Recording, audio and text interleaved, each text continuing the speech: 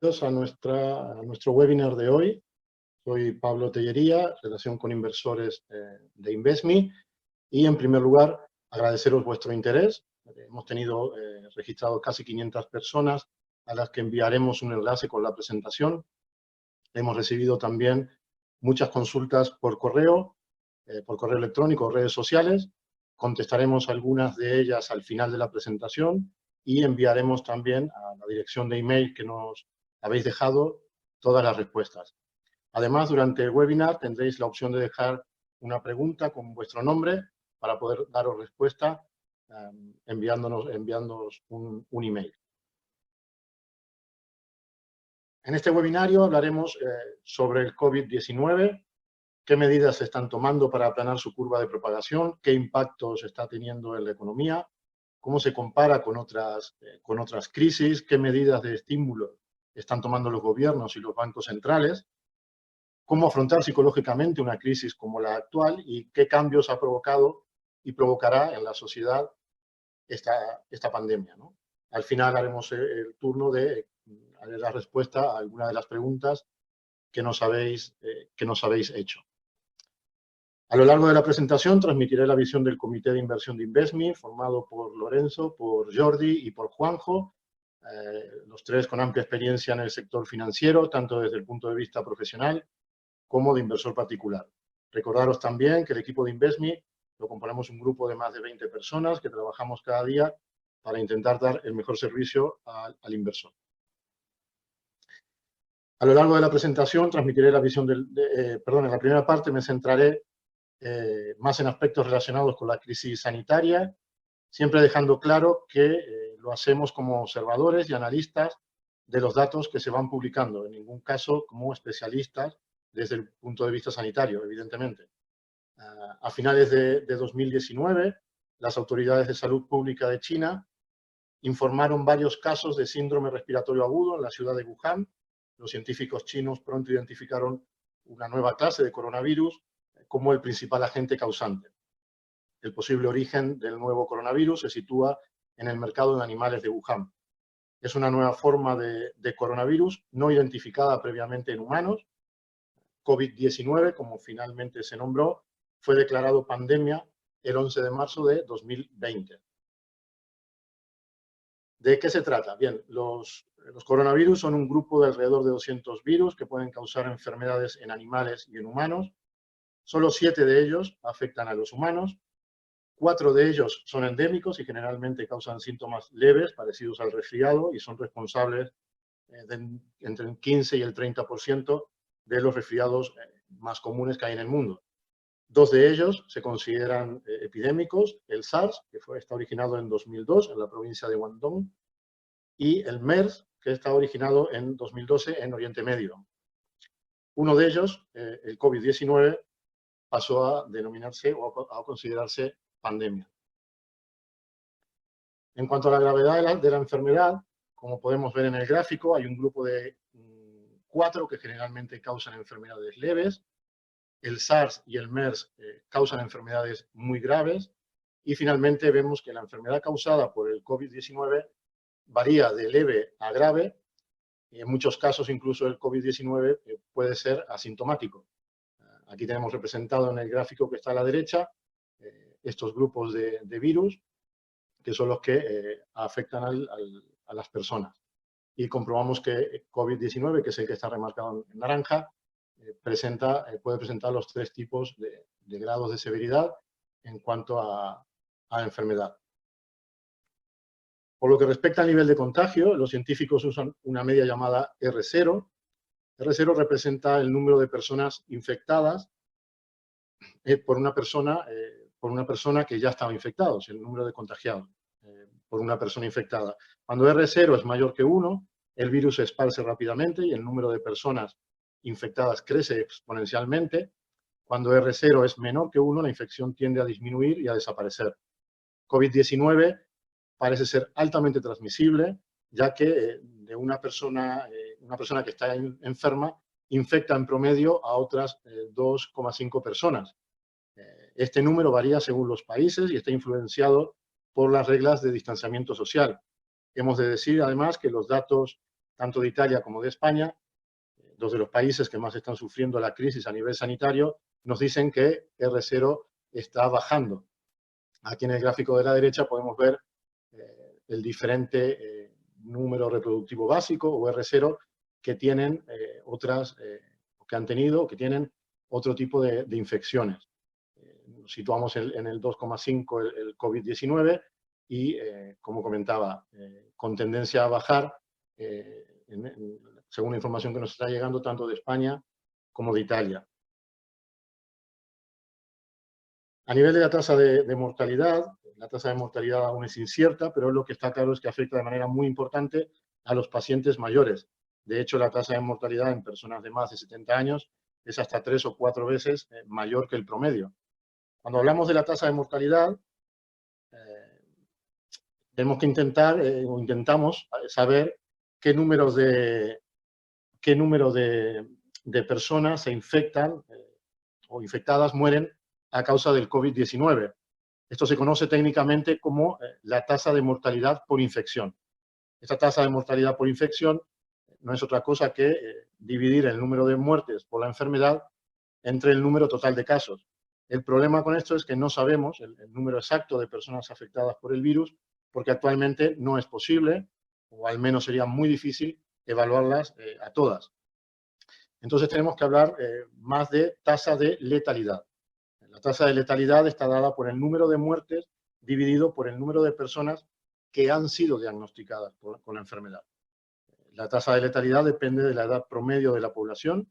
En poblaciones mayores tienden a tener una tasa más alta, o con un peso de personas mayores, tienden a tener una tasa más alta, y variará conforme evolucione el conocimiento que se tiene también del virus y los estándares en atención sanitaria que se vayan implementando.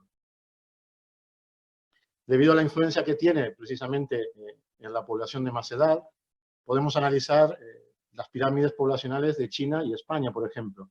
Vemos que el porcentaje de población mayor de 70 años en China, que es el gráfico de la izquierda, baja sustancialmente, y aún más, si nos fijamos en la población mayor de 75 años, apenas representa pues un 1,8% de la población, ¿no? Y vemos que el grueso, que es este color azul, el grueso se centra en la franja entre los 20, probablemente los 20 y los 55, 60 años. Si comparamos con la población en España, vemos que en este caso el grueso de la población lo componen personas más mayores, ¿no? Algo similar sucede también en Italia, donde hay un porcentaje importante en la franja superior a los 70 años. De todas formas, el número de víctimas que ha informado China, comparado con lo que ha pasado en Italia y España, ahora parece muy bajo en relación a la población que tiene. Por un lado, pensemos que la disciplina que tiene su población, el régimen estricto al que están sometidos, ha influido, evidentemente, para controlar la situación, pero también hemos de tener en cuenta que hay algunas denuncias en el sentido que los datos oficiales que vienen de China pueden no ser del todo fiables. Aquí podemos ver la propagación del virus. Esto está actualizado a día de hoy, 7 de abril. Vemos principalmente el total de casos confirmados, que es el número que está a la izquierda.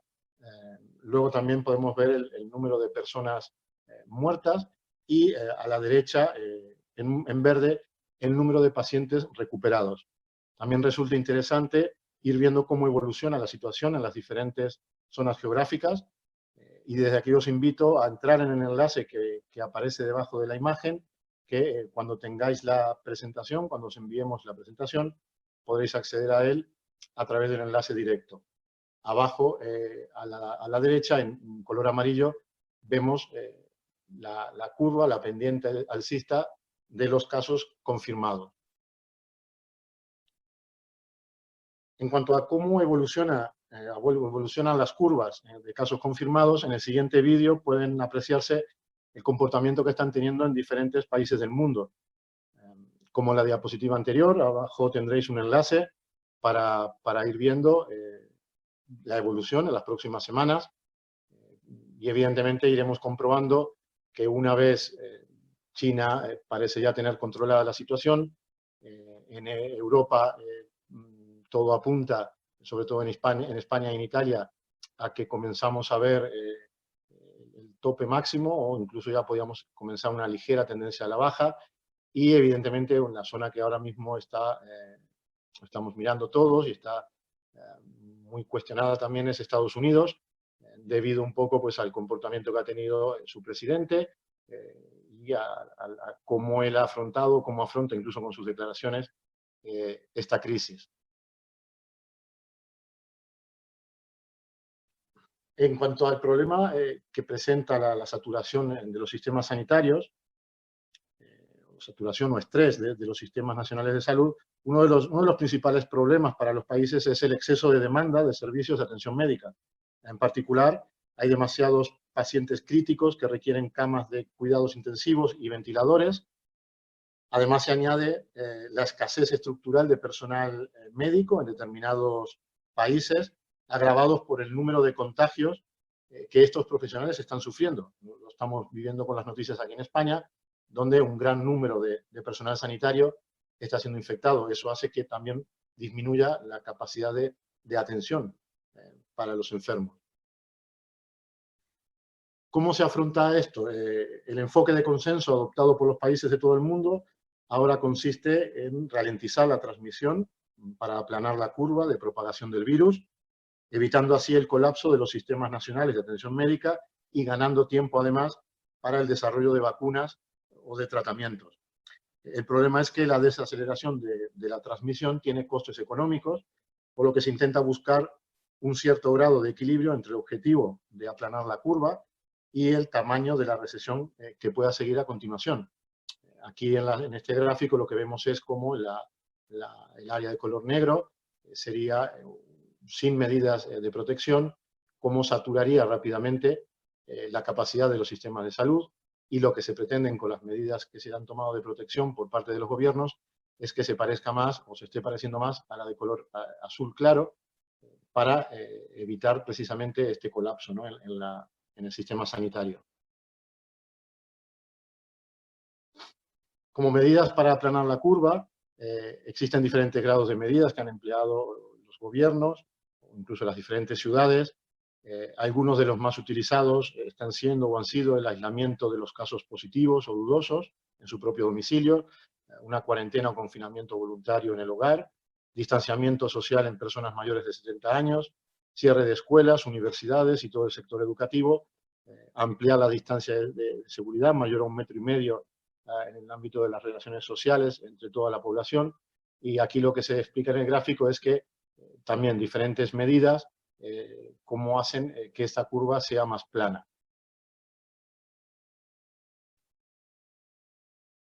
Todas las medidas de contención, como he comentado, implican una disminución de las actividades económicas que pueden causar una desaceleración global. En el escenario actual, una recesión global es muy probable. Esto ha provocado una reacción muy fuerte en los mercados, con un aumento importantísimo de la volatilidad.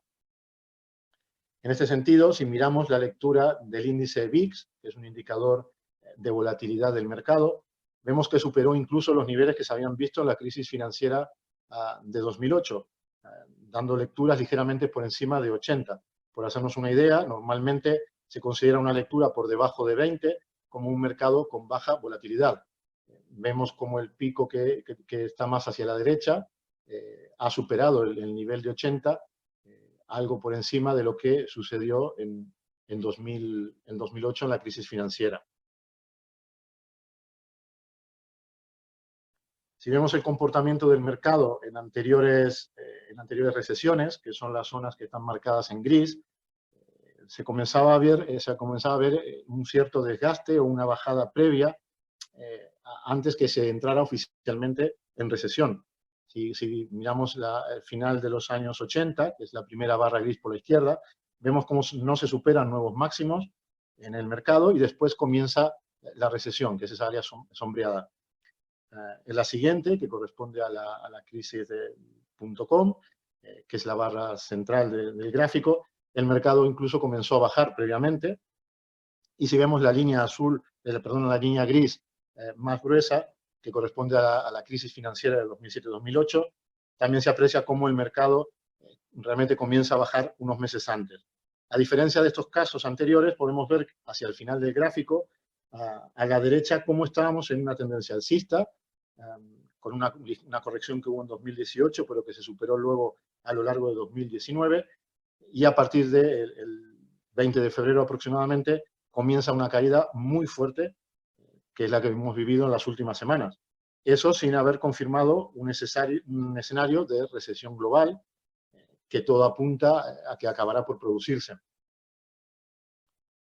Una comparativa que podemos hacer también es este mismo gráfico que indica la volatilidad diaria, los cambios diarios en el mercado, como pues, en el 87 hubo un pico importante de aumento de volatilidad, luego comienza la crisis, luego en el momento de la burbuja.com también se incrementa de manera importante la volatilidad y finalmente podemos comprobar nuevamente cómo la crisis financiera volvió a provocar este aumento extremo, ¿no?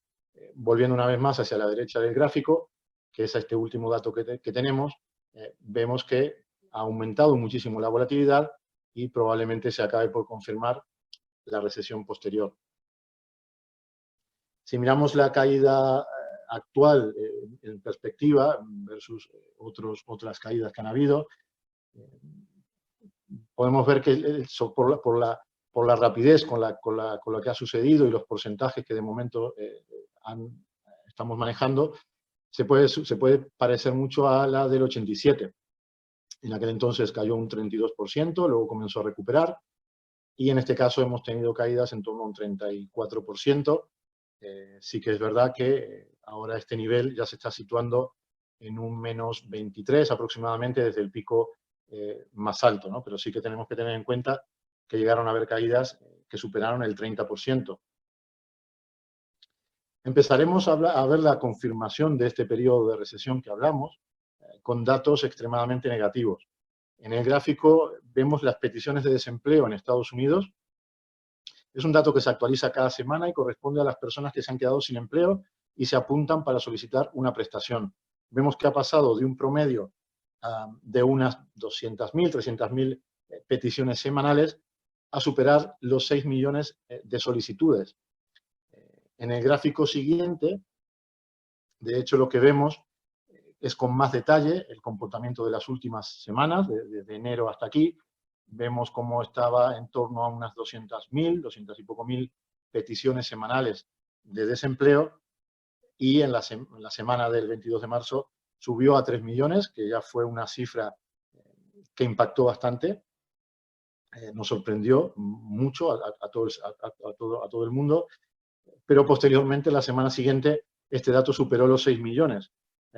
Así que de esta manera nos damos cuenta de lo que implica la parada económica en los Estados Unidos, ¿no? Podríamos decir que 10 millones de personas han solicitado una petición de desempleo en las últimas 2 semanas. A nivel de los estímulos, estamos viendo estímulos sin precedentes. Si el shock económico de una parada voluntaria de la actividad económica no tiene precedentes, las medidas monetarias y fiscales implementadas por los bancos centrales y los gobiernos tampoco lo tienen. El tipo de medidas introducidas las podemos dividir en dos partes. Unas medidas monetarias, que son las que ejercen o aplican los bancos centrales, y unas medidas fiscales, que en este caso aplican los gobiernos. Como medidas monetarias, es decir, que son aquellas medidas que toman los bancos centrales,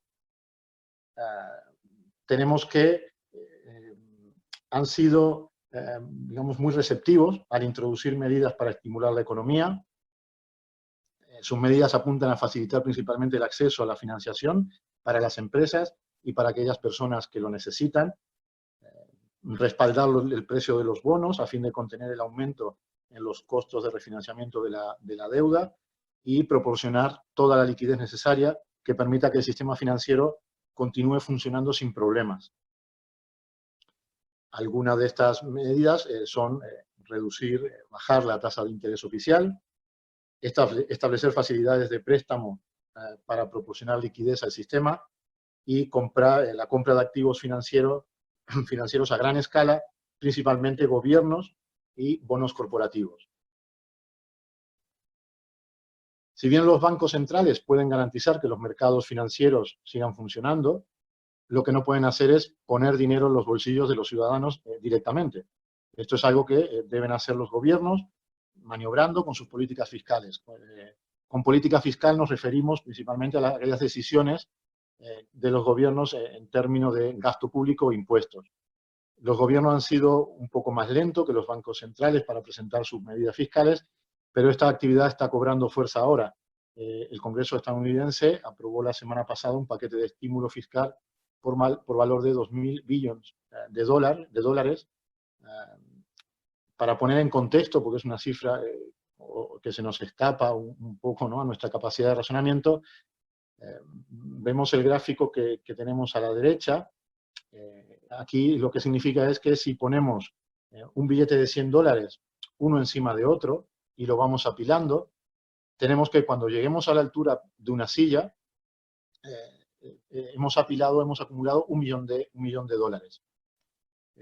Si seguimos así, si seguimos continuando billetes de $100 y llegamos hasta el edificio más alto del planeta, estamos hablando de casi 830 metros de altura, habremos apilado un billón de dólares, ¿correcto? Nos tenemos que ir hacia el gráfico más hacia la derecha, que evidentemente no está en escala porque se nos escapa de la pantalla. Para apilar $1 trillón tenemos que llegar, o sea, superar 2 veces y media la Estación Espacial Internacional.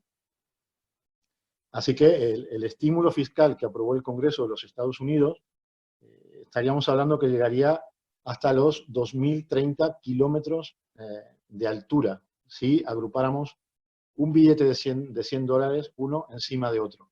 Realmente es una cifra, bueno, que como comentaba, creo que se nos escapa un poco, es difícil de visualizar, incluso hasta con un ejemplo tan así, es realmente, bueno, nunca habíamos visto tal situación.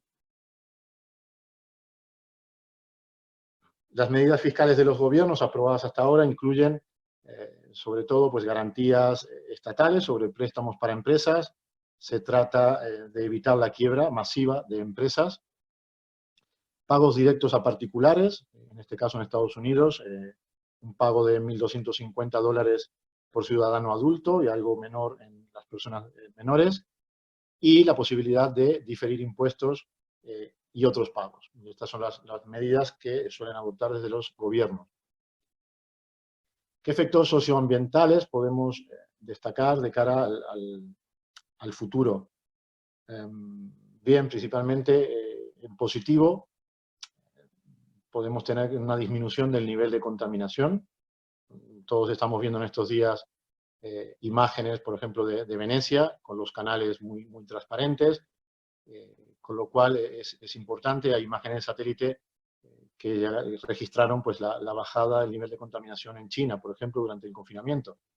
Evidentemente, esto es algo que hay que seguir trabajando para que cuando volvamos toda la actividad, intentar mejorar la situación y que no volvamos a estar como antes. En positivo también es el trabajo inteligente, trabajo remoto, o ambas, combinadas, y el aprendizaje digital acelerado de buena parte de la población. Es decir, que nos encontramos con que vía digital estamos conectados con todo el mundo, podemos continuar trabajando, podemos continuar estudiando, aprendiendo, con lo cual eso ha implicado para muchísima parte de la población, pues, un aprendizaje digital acelerado. En negativo, estamos teniendo, pues, evidentemente, un aislamiento social. Estamos teniendo también limitaciones a la libertad y a la privacidad. Es un debate que comenzará ahora o que está ya desde hace algún tiempo, pero, por ejemplo, pensemos en que nos tengan geolocalizados a través de aplicaciones móvil. También tenemos límites a la movilidad nacional e internacional. Y lo que comentaba del trabajo, es decir, puede haber algo de desigualdad en el sentido de que no todos los sectores pueden acceder a lo positivo del teletrabajo o del trabajo en remoto. Como efectos económicos para el futuro, tenemos también este gráfico con dos líneas, una positiva, que sería las medidas de estímulos llegan para quedarse, el aumento del gasto en infraestructura también y mayor velocidad de adopción de la tecnología. En el lado negativo, esto implicará pues, un aumento considerable de la deuda, menor circulación de bienes y un escenario que podría aparecer en el futuro, que es en el aumento de la inflación. Es un escenario que ahora mismo no se vislumbra, pero que evidentemente se ha inyectado tanta cantidad de dinero al sistema, que es algo que hay que comenzar a controlar en cuanto la recuperación se haga evidente. Bien, vamos a ver ahora cómo gestionar la crisis de los mercados financieros desde un punto de vista psicológico. Hasta ahora hemos hecho un poco pues una visión de datos, de lo que ha estado pasando, o de algo de lo que podría, o qué escenarios posibles puedan haber. Ahora ya vamos a centrarnos más en nosotros como inversores, cómo gestionar desde el punto de vista psicológico este tipo de crisis. En primer lugar, dejar de mirar continuamente el valor de la cartera. Si eres un inversor a largo plazo, esto es solo ruido. Estamos de acuerdo que en este caso ha sido un ruido muy fuerte, pero hasta ahora siempre hemos superado la crisis. Concentrarse en tus objetivos a largo plazo, en lugar de concentrarte en la volatilidad de corto plazo, ¿no? Eso es muy importante para mantener el rumbo. Luego, algo muy importante también es el rebalanceo de las carteras o los reajustes en las carteras. Cuando hay con la caída en el valor de las acciones, la renta variable, por ejemplo, pues puede haber reducido su peso dentro de la asignación de una cartera, con lo cual rebalancear está significando comprar activos que han bajado de precio y vender activos que han aumentado. Y por último, aportar de forma recurrente. De esta manera diversificamos en momentos de entrada, se irá acumulando capital, revalorizándose a largo plazo. Si es posible, este proceso de aportación recurrente es importante hacerlo automático. Es muy importante porque evitamos caer en las trampas psicológicas de nuestro cerebro. Si lo dejamos de manera manual, podemos caer en la tentación, por ejemplo, de no invertir o parar esa aportación recurrente porque el mercado ha caído, con lo cual estamos haciendo lo contrario probablemente de lo que deberíamos hacer. ¿Qué ocurre si inviertes en medio de una crisis? Vamos a ver este gráfico, me gustaría que lo mirarais con atención porque es muy importante. Imaginemos una persona, o aquí tenemos dos carteras, que comienzan a invertir un año antes o unos meses antes de la caída de la crisis tecnológica. Bien, esa persona, ese inversor, habrá tenido que soportar pues una caída considerable de casi hasta el 51%. Fijémonos que ha pasado incluso por dos grandes crisis, la del 2000 y luego la financiera, que han sido dos crisis muy fuertes. Y sin embargo, si se ha mantenido en su plan, su plan de largo plazo, por ejemplo, pues, para una jubilación, al final el rendimiento es positivo. Miremos además en la línea negra, es decir, no todo siempre tiene que ser tiene que ser 100% renta variable. En el caso, por ejemplo, de una línea negra, es una cartera más equilibrada, con un 60% en renta variable y un 40% en bonos. Esta cartera ha tenido una rentabilidad anualizada del 6,8, pero soportando una caída bastante menor que la que tiene que soportar el inversor que tiene el 100% en renta variable, ¿no? Aquí es donde entra en juego y es muy importante la diversificación de las carteras. Vamos a ver aquí a continuación, además, ese mismo inversor no solo pone sus $1.000, sino que pues pone se planifica una aportación periódica de $100 al mes. Volvemos a lo mismo, el portfolio de color azul, la cartera de color azul es 100% renta variable. La rentabilidad anualizada aquí aumenta por el efecto de las aportaciones recurrentes. ¿Por qué? Porque en los momentos de caída ha seguido aportando, con lo cual ha estado comprando en mejor precio. El porcentaje o la máxima caída también cae a un 43,5%. Si nos fijamos en el inversor 2, que hace exactamente lo mismo, con una cartera más equilibrada, vemos que pues, obtiene igualmente una rentabilidad anualizada de un 6,8, que está muy bien, y soportando una caída que no llega al 18 o al 20%, perdón. Y si miramos en la derecha, vemos como el efecto de acumular con estas aportaciones recurrentes es muy importante. Es decir, que con 20 años por delante, que si nos podemos poner en un ejemplo pues, de alguien que comienza ya a pensar en torno a los 40, 45 años a ahorrar para la jubilación, esto, por ejemplo, sería un plan perfectamente válido. Evidentemente que siempre ajustado al perfil, a lo que pueda tolerar el cliente, a que se encuentre cómodo. Pero vemos que habiendo pasado dos crisis importantes, la cartera continúa con un rendimiento positivo. Volvemos aquí a ver qué ocurriría o cómo actuar en estos periodos de crisis. En el gráfico que estoy enseñando ahora es en base al retorno o a las rentabilidades del SP500 en un periodo muy amplio, desde el 1928 al 2019. Podemos ver que cuanto más largo es el plazo que nosotros mantenemos la inversión, en este caso en renta variable 100%, las probabilidades de tener rentabilidades positivas se incrementan. Es decir, que si nosotros vamos más hacia la izquierda y solo estamos un día en renta variable, tenemos un 53% de probabilidades de tener una ganancia. Conforme nos vamos más hacia la derecha, por ejemplo, si estamos 3 años, ya vemos que el porcentaje de regresos positivos aumenta incluso hasta un 83%. Si nos vamos ya a 15 o 20 años, manteniéndonos en renta variable, y es lo que estadísticamente ha sucedido, vemos que prácticamente la opción de acabar con resultados positivos se acerca mucho al 100%, o está en el 100% en el caso de tener 20 o 30 años la inversión sostenida, ¿no? ¿Cómo ver las caídas como oportunidades a largo plazo? Si nuestro horizonte temporal es de largo plazo, tenemos que ver precisamente que cuando ha caído el mercado, como hemos visto en esas gráficas de 2000, 2008, luego el mercado se ha recuperado. Históricamente siempre ha sido así.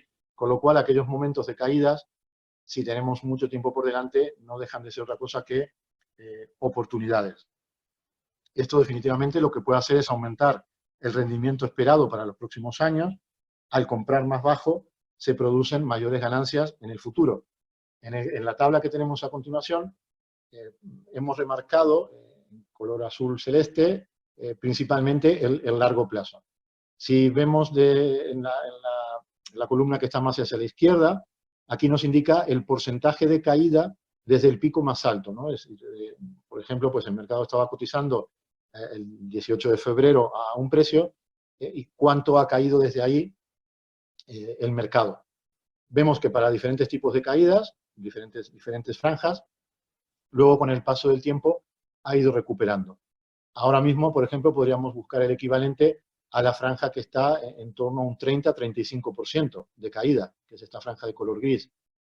Vemos que la estadística marca que a los 3 meses el mercado se había recuperado, o se recuperó un 5,2%, pero no nos interesa tanto a nosotros como inversores a largo plazo estas primeras columnas, ¿sí? Y por eso hemos remarcado el de 3 años mínimo y a partir de 10, 20. En este caso, estas rentabilidades son anualizadas. Significa que pues, un inversor que entró en un momento bajo de mercado, ¿no? Después de una caída de un 30 o un 35%, a 10 años ha obtenido una rentabilidad anualizada de un 7%. Fijémonos que cuanto más es la caída, cuanto más grande es la caída, por ejemplo, si vamos a caídas del 40-45%, esta rentabilidad anualizada a largo plazo está en torno al 8, un poco más del 8%. ¿Vale? Así que es importante mantener siempre esta visión de largo plazo y es lo que nos hará aprovechar las oportunidades que provocan estas caídas o estas crisis. Este gráfico que viene a continuación también es muy interesante porque aquí nos dice que aquí son las mayores bajadas diarias que ha sufrido el SP500 en su historia. Y vemos que en marzo se cuelan dos días que fueron dos de los días con más bajadas, que es el 9,5 y un 12%. Es decir, que esto puede dar la tentación de salirnos del mercado, ¿no? Pues el mercado ha bajado mucho y pues me salgo del mercado. Fijaros que a continuación, en este mismo mes de marzo, el mercado marca dos de sus mejores subidas. Entonces, es importante aquí mantenernos, no actuar después de unas bajadas tan bruscas, no actuar, porque probablemente no lo estemos haciendo bien, y vemos cómo el mercado es capaz de ambas cosas, de en un mismo mes de tener un registro o dos de los registros más negativos y al mismo tiempo dos de los registros más positivos, ¿no? Con lo cual es un motivo más para mantener el rumbo siempre en nuestro viaje de largo plazo. En definitiva, que la lectura aquí es muy clara, ¿no? Si te sales del mercado después de una fuerte bajada, seguramente te perderás un rebote importante. A nivel de caídas acumuladas en meses desde máximos, podemos hacer la comparativa. Aquí tenemos la línea gris es la Gran Depresión, la línea azul es la crisis financiera y la línea roja, que lleva 2 semanas, en este gráfico, es la actual, ¿no? La actual crisis por el COVID-19. Bien, hay quien puede establecer cierto paralelismo, pero esto no es del todo así correcto, porque la diferencia fundamental ahora mismo es que la acción de los bancos centrales y los estímulos no tienen precedentes.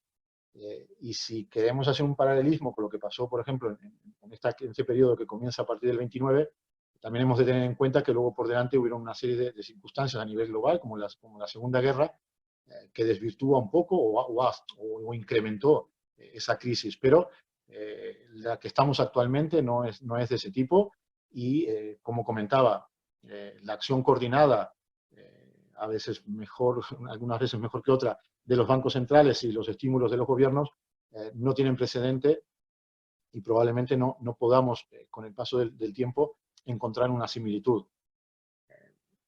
En la siguiente gráfica vemos además otras caídas que han habido durante el mercado.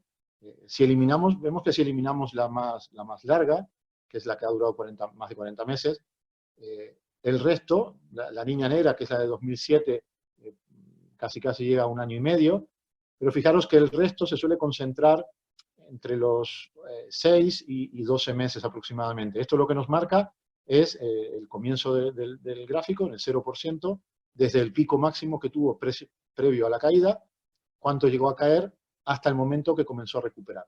Y aquí es donde vemos que la mayor parte de las veces, pues a los 9 meses aproximadamente de media, ya el mercado había marcado un suelo y comenzaba la recuperación. Evidentemente no significa, una vez más lo comento, que ahora se repita con exactitud algunos de estos movimientos. Cada situación puede ser diferente y estamos ante un escenario que no habíamos vivido. Bien, una de la importancia de esta visión de largo plazo es que cuando calculamos los rendimientos a corto plazo, son mucho más volátiles. Si fijamos en este gráfico, en el sombreado gris, representa los retornos anuales del S&P 500, vemos que la rentabilidad es muy volátil. Esto para que os hagáis una idea, es como pues desde el 1 de enero a 31 de diciembre del 2000, 2 de enero al 1 de enero, y cada día se va moviendo y se analiza los retornos que tienen. Entonces, a lo largo de un año, vemos que la línea gris fluctúa de manera muy importante, con lo cual en el corto plazo depende mucho del día en que se entre al mercado, depende de ese día, va a determinar si la rentabilidad es buena o no. Es muy corto plazo para una renta variable. Podemos encontrarnos con rentabilidades que han superado el 70%, dependiendo del modelo del momento en que hemos entrado, pero también con rentabilidades negativas que han superado en algo el 40%. La línea azul lo que significa es un ejemplo similar, compramos, pero mantenemos y permanecemos en el mercado 5 años. Hablamos aquí de rentabilidades ya anualizadas para poder compararlas con el sombreado gris de rentabilidad anual.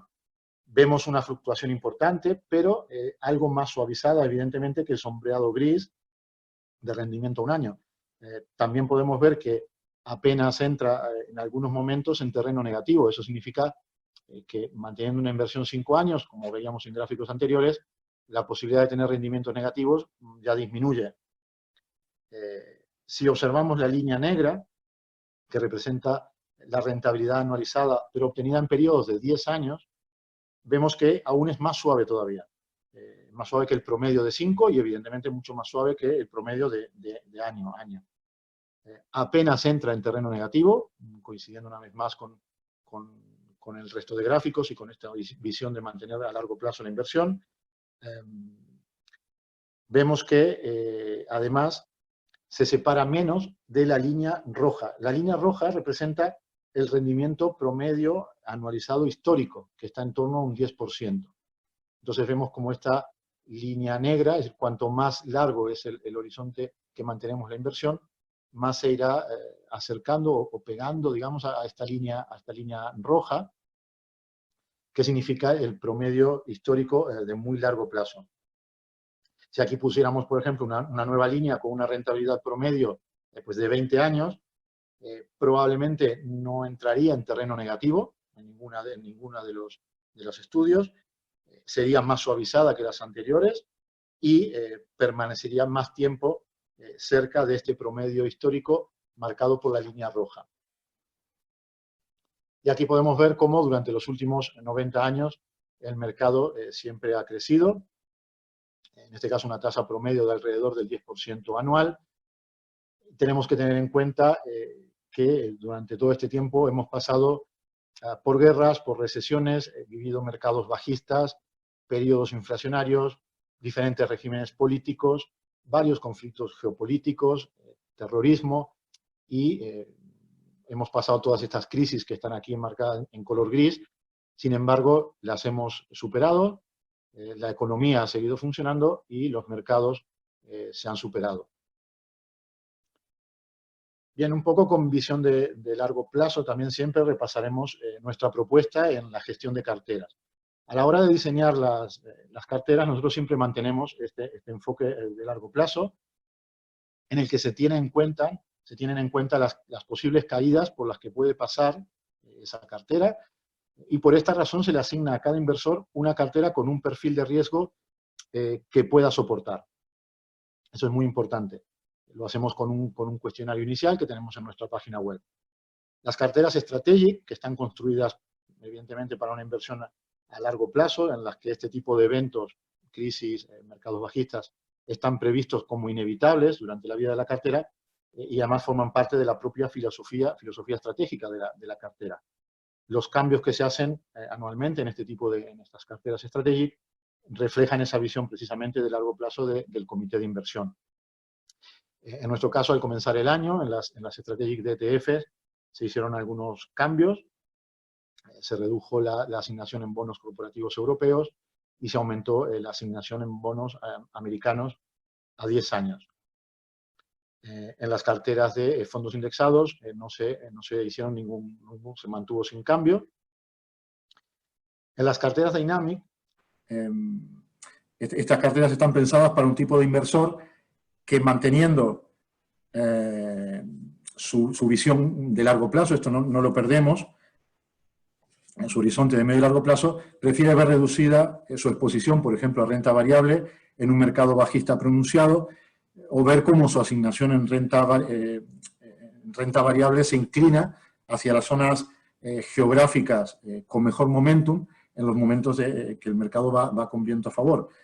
Los cambios en la parte satélite de las carteras Dynamic son más frecuentes, con al menos una revisión mensual por parte del comité de inversión, que permanece siempre atento a la situación de mercado por si tuviera que intervenir con mayor frecuencia. Los últimos cambios que se hicieron en estas carteras a finales de marzo fueron reducir la asignación en renta variable, tanto de Estados Unidos como de Europa, debido a los altos costos para las economías, por el esfuerzo de contener la propagación del COVID-19.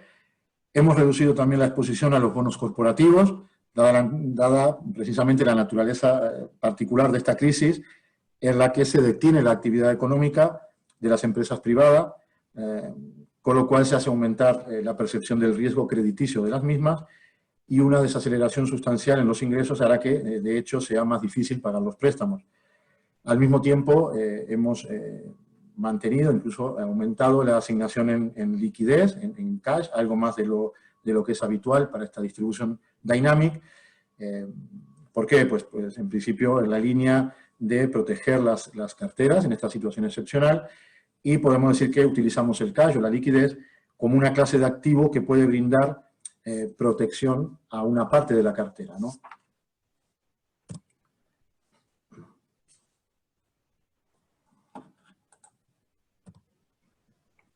En cuanto a las rentabilidades que hemos obtenido, primero me gustaría enseñar este gráfico en donde vemos cómo se desarrolló el histórico desde el 1 de enero del 2015 hasta el 31 de diciembre del 2019, en los momentos previos a esta gran crisis. Cada cartera se estaba comportando, se comportó de acuerdo a lo esperado. El promedio de nuestros inversores, o la cartera promedio, pues acumuló en torno a casi un 30% de rendimiento. Si lo comparamos con lo que han hecho el promedio de los fondos en España, que es el dato que informa Inverco, vemos que es muy importante la diferencia a favor de nuestras carteras. Si lo vamos a mirar como rentabilidad anualizada a largo plazo, también se estaban comportando todas las carteras dentro del objetivo que teníamos previsto, con aproximadamente un 1% anualizado para los perfiles más conservadores, la cartera 0, y algo superior al 7,5% para aquellas carteras con un nivel de riesgo más alto. Una vez más, aquí el promedio estaba en torno a un 5% anualizado, superando ampliamente, ¿no?, por más de 3 puntos porcentuales, al promedio de los que informa Inverco, el promedio de los fondos que se comercializan en España. Podemos decir que el inversor promedio en España gana con un 1,4%, mientras que el inversor promedio de Invesmi está ganando un 5% anualizado.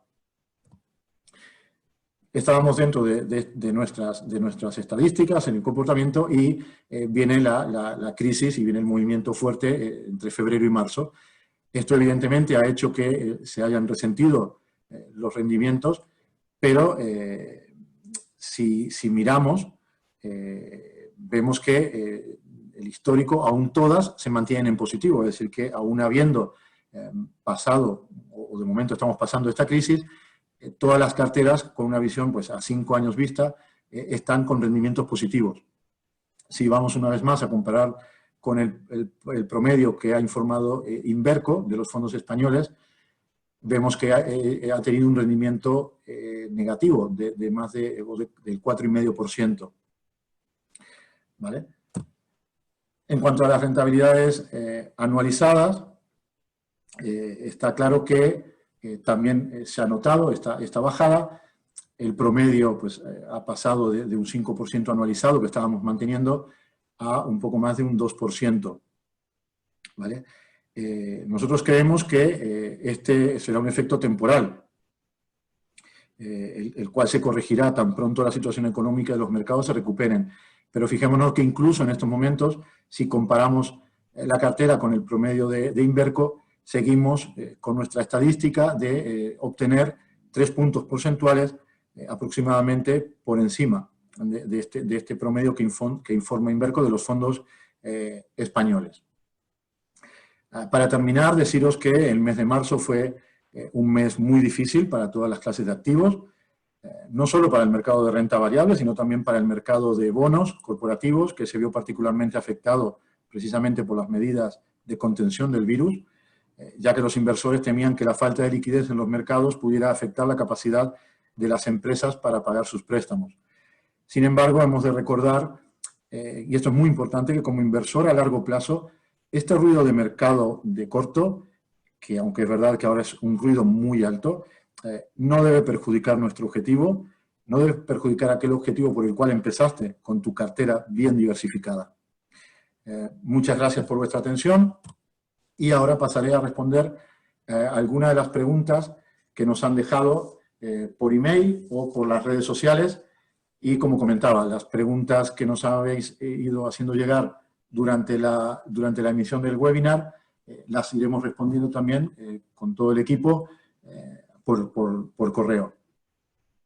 He seleccionado 3 o 4, me pasan una pregunta muy recurrente en bueno, prácticamente siempre es si es un buen momento para invertir. Nuestra opinión en ese sentido, y lo hemos expresado siempre, y es que siempre es un buen momento para invertir. Acertar el momento o el mejor momento es muy difícil. pero siempre pensamos que hay que invertir, tanto en periodos difíciles, igual que lo hacemos en periodos de no crisis o de bonanza.